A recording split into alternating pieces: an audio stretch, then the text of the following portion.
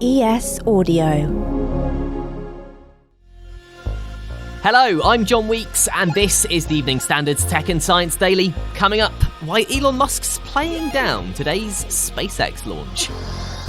But first, it's all gone wrong for Netflix and its super hyped live Love is Blind reunion episode.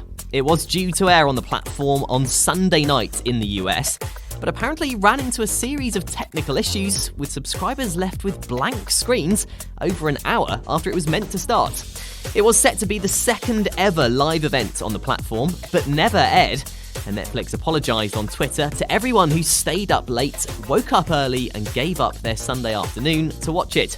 It's now promised the reunion will be available globally at 7 p.m. UK time tonight. Fingers crossed. Now, you may have heard the news about a national alert coming to everyone's smartphone in the UK on Sunday. Well, we now know a bit more about it.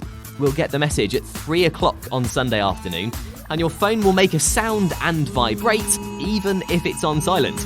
The government said the system's designed to be used in life-threatening situations, including flooding and wildfires, and is modelled on similar alerts used in the US, Canada, the Netherlands, and Japan.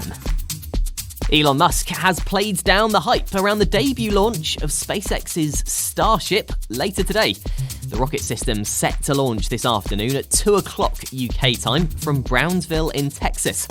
But in the build-up, Elon told a private Twitter audience success is not what should be expected, saying the best-case scenario would provide crucial data about how the vehicle launches into space and how it will fly back to Earth.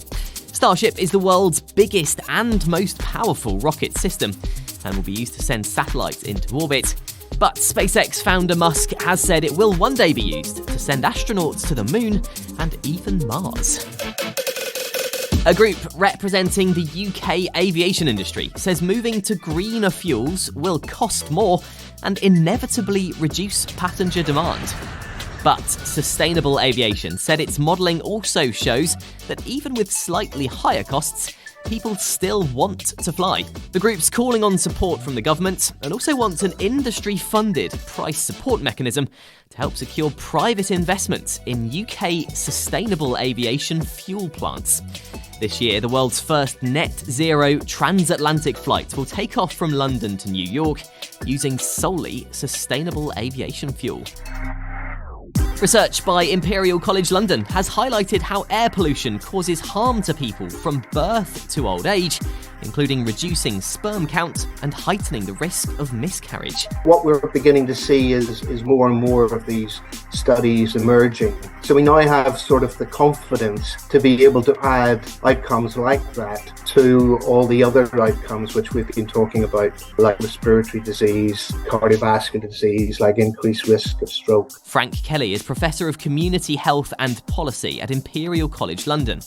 A review of evidence from more than 35,000 pollution studies over the past decade found ultra-fine PM2.5 particulate matter and nitrogen dioxide present in exhaust fumes were particularly harmful. The problem is that if we're exposed to too much of this pollution, then it can overcome our natural immune defences. Or if we're exposed to it over a long period of time, then our defences gradually get worn down. Imperial's environmental research group said in children, toxic air exposure can stunt lung growth, cause asthma, affect blood pressure, and impact mental health. Frank told us the impact of air pollution is something we all need to be aware of. It's something which goes alongside many other challenges that we have, such as, the quality of the food we eat and whether we abuse our body by smoking or drinking too much. So air pollution is just another one of those challenges which our body has to deal with. Coming up, why Spotify is scrapping Heardle and Sega's buyout of a popular mobile gaming company. Why not hit follow and give us a rating during the break.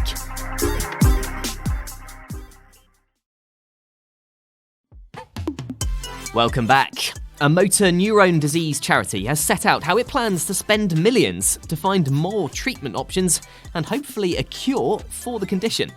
The My Name's Doddie Foundation was set up in 2017 by the late Scottish rugby player Doddie Weir and has produced a 5-year research strategy. It's aiming to come up with new treatments and better early diagnosis tools by 2028. Professor Amar Al-Chalabi, director of the MND Research Centre at King's College London, said thanks to millions in funding from the UK government, a cure is now a possibility, but a treatment that dramatically slows the condition is more likely. The Japanese gaming giant behind Sonic the Hedgehog has agreed a deal to buy Angry Birds maker Rovio Entertainment. Sega Sammy has snapped up the Finnish company for £625 million, following a weekend of negotiations. If you remember Angry Birds, players fire wingless birds via slingshots to battle enemy pigs and save their eggs. By last year, the puzzle and action franchise reportedly surpassed 5 billion total downloads. And finally, Spotify is set to scrap the Guess That Song game Heardle. It was inspired by Wordle, but gave players snippets of songs for them to guess each day instead. Spotify had hoped the game would help introduce people to new music, but has decided to drop Heardle on the 5th of May this year. We don't know if that will be the end of the game, or whether it'll continue to exist elsewhere. You're up to date. Come back at 4 o'clock for the Leader podcast to hear more from Imperial College London about their air pollution research. We're back tomorrow afternoon at 1 o'clock. See you then.